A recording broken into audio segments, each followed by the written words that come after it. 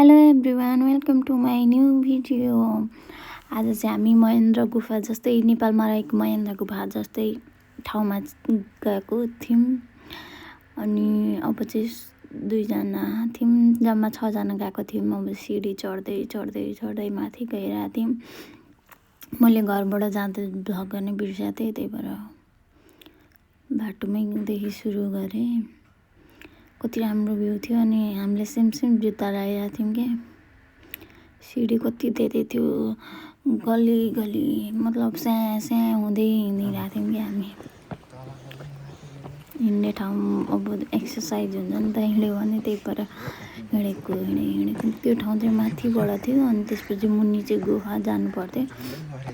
यहाँ चाहिँ वरिपरि यस्तो फुल फुल्ने रहेछ क्या कुनै टाइममा। अब अहिले फुलेको थिएन। अब चाहिँ गुफा पुगेँ, म गुफामा रहेको। यस्तो छ गुफा जाने बाटो, हेर्नुहोस् खतरा छ। महेन्द्र गुफा जाने 6 जना थियौँ, त्यही भएर जाँदैछौँ गुफाभित्र।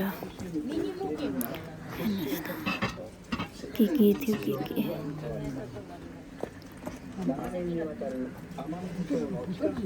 सबैजना हेरिराख्नु भएको थियो के कस्तो भनेर। अनि हामी पनि अब पाली भिडियो हेर्दै थियौँ। अगाडि हुनुहुनेले अगाडि हेर्दै हुनुहुन्थ्यो, हामी पनि हेर्दै थियौँ। अनि के रहेछ भन्दै हेऱ्यौँ। अनि यस्तो रहेछ पोस्टरहरू। गुफा चाहिँ त्यो महेन्द्र गुफामा भए जस्तै त्यस्तो डरलाग्दो गुफा थियो कि। भित्रभित्र जापानमा चाहिँ भित्रभित्र लाइट लगाएको हुन्छ, त्यही भएर त्यस्तो उतो चाहिँ हुँदैन। अनि डर चाहिँ लागेको थियो। त्यही पनि विभिन्न मान्छेहरूको पोस्टर थियो। अब त्यहाँ पहिलेको कथाहरू पनि अर्कै थियो रहेछ। त्यस्तै रामायणमा हुन्छ नि त्यस्तै खालको कथाहरूको पिक्चरहरू रहेछ। पहिले के गर्ने। अनि त्यहाँनिर दुईजनाले फोटो खिच्नु भयो। हामीलाई पनि खिच्ने भन्दै हुन्थ्यो, हामीले नखिच्ने भन्यौँ। कस्तो अब छिटो निस्क्यौँ भन्ने भइरहेको थियो क्या। साली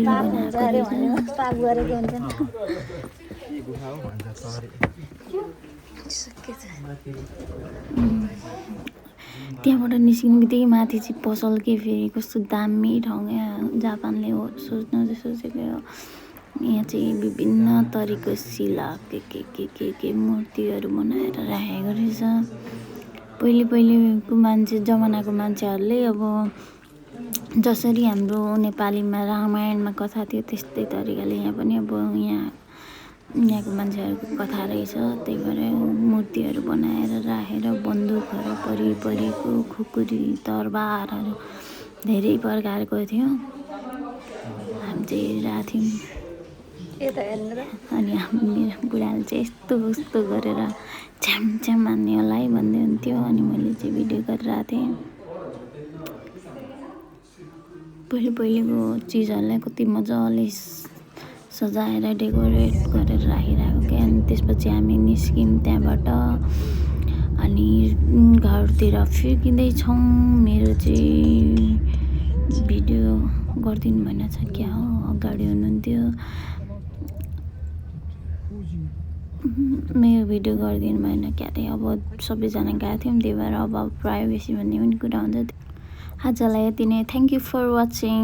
बाई बाई। सब्सक्राइब गर्नु होला।